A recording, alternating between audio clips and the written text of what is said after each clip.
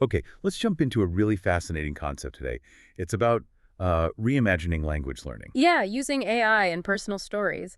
We're looking at an article about this unique podcast, IU which translates roughly to AI English ear grinding room. Right, ear grinding. I mean, that name alone tells you it's not your standard lesson. Exactly. So our mission here is to really unpack what makes this different. What's the innovation? Especially with so many language tools already out there. And who's actually behind this? Good question.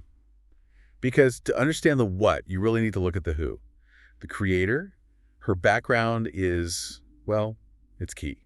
She's a millennial, grew up in a rural area, first in her family to go to college. Think about that journey for a second. Moving from that background, navigating university as a first-gen student, hmm it gives a certain perspective. Totally. And now she's balancing this life as a senior tech product manager, so deep in algorithms, user experience, Right, the tech world. and also being a passionate writer. It's such an interesting combination, isn't it? Practical tech world meets, well, the article calls her an old school idealist. Yeah, someone who finds wisdom in like reading widely, traveling. Her influences are really telling too. They are. She mentions Thoreau's Walden, the poet Sushi, Oprah's early empathy, even The Little Prince. That mix, you've got tech, nature, poetry, empathy, simple philosophy. It all feeds into her approach. Definitely. And the article mentions her own language journey as well, from a local dialect to Mandarin, then getting really proficient in English for studies, work, travel. And through all that, she gained this critical insight that even today, 2025, English isn't just another skill. Right. It often still functions as this kind of privileged tool. The article uses the phrase VIP card. A VIP card, exactly. Something that opens specific doors, gives access to certain global info and opportunities. It's not about saying it's better, just acknowledging its current function. At its role. And that insight made her spot a problem, for people like her learning English away from native environments. Where do you find authentic listening material that isn't like dry news or sterile textbook dialogues? Or just generic self-help stuff. You want content with real human thought, real feeling behind it. That's the gap she identified. And her solution is honestly pretty creative. It pulls directly from her background in both writing and tech. So what does she do? She takes her own personal writing in Chinese, her reflections, stories, emotions. Real stuff. Yeah, real stuff. And she uses AI to generate English audio versions of it. Get this, the ear grinding room isn't about drilling vocab lists.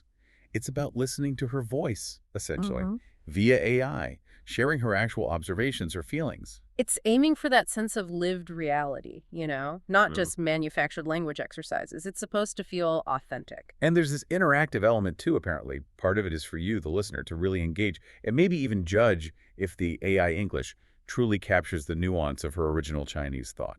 So listening practice becomes this kind of exploration of expression itself. Can the AI get the feeling right? That's what seems so innovative. It's blending very personal, reflective writing, human-driven content with AI, but not to make new generic stuff. Right. It's using AI to translate and voice existing human expressions specifically for language learning. Human heart, tech, voice, kind of.